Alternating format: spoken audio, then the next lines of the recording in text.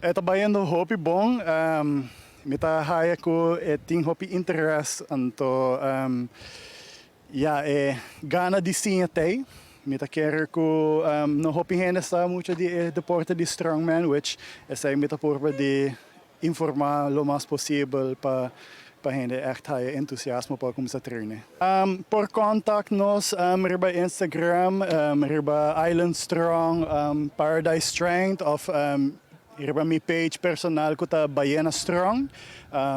E nanan por manda nos message anto tuma contact anto yora nos por plane dia una na po bing train anto bing test equipo, you know, nós tá para answer tua pergunta. Awe é para mim evento para nós Island Strong que tá capa qual diferente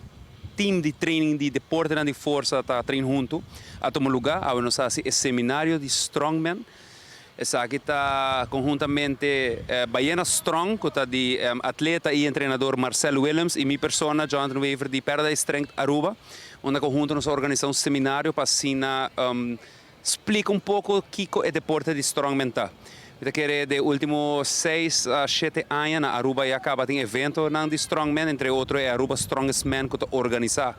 door de Mariniers Caserna, que a maioria viaja toma lugar na Mumba Beach, qual nós atletas na trein que junto com nós está participar.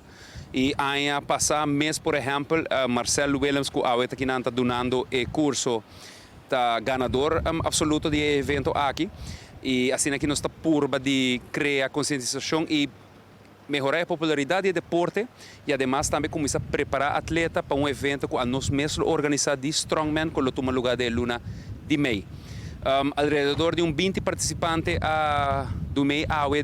seminário aqui, em qual nós vamos praticar 6 a 7 diferentes modalidades de competência que nós usamos frequentemente no evento de Strongman e também nós damos uma explicação de que o Strongman está, que tem capacidade de melhorar para portar bom Strongman e qualquer outra pergunta que a pessoa não pode ter.